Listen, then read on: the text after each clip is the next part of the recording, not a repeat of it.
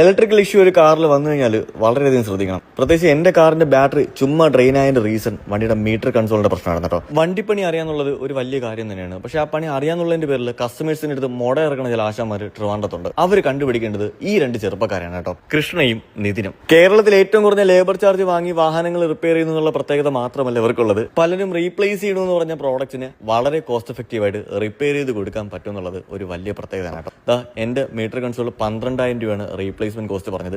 3,000 രൂപയ്ക്കാണ് ഇവർ എനിക്കത് ശരിയാക്കി തന്നത്. പയ്യന്മാരെ പറ്റി പറയണമെന്നുണ്ടെങ്കിൽ R36 കസ്റ്റംസ് എന്ന് പറയുന്ന ഒരു സംരംഭത്തിന്റെ ഓണേഴ്സ് ആണ് കേട്ടോ. ഏത് കണ്ടീഷനുള്ള വാഹനം ആയിക്കോട്ടെ നിങ്ങളുടേത്, അത് ഇനി അമേരിക്കൻ ആണെന്നുണ്ടെങ്കിലും ജർമ്മൻ ആണെന്നുണ്ടെങ്കിലും ഏത് രാജ്യത്തിന്റെ ആണെന്നുണ്ടെങ്കിലും മെക്കാനിക്കൽ, ഇലക്ട്രിക്കൽ, പെയിന്റിംഗ് തുടങ്ങിയിട്ടുള്ള സകലമാന പരിപാടികളും ഏറ്റവും കുറഞ്ഞ ലേബറിൽ നിങ്ങൾക്ക് ഇവിടെ നിന്ന് ചെയ്യാനായിട്ട് സാധിക്കും. കുറഞ്ഞ ലേബർ ചാർജ് എന്ന് മാത്രമല്ല, ലേബർ ചാർജ് വാങ്ങാതെയാണ് ഇവർ കാറിലെ ആക്സസറീസ് ഒക്കെ ഇൻസ്റ്റാളും ചെയ്യുന്നത് കേട്ടോ. കേരളത്തിലോടുന്ന അതർ സ്റ്റേറ്റ് ലക്ഷറി കാറുകൾ പലതും ഈ പയ്യന്മാർ ചെക്ക് ചെയ്ത് ഇവിടെ കൊണ്ടുവന്നിട്ടുള്ളതാണ് കേട്ടോ.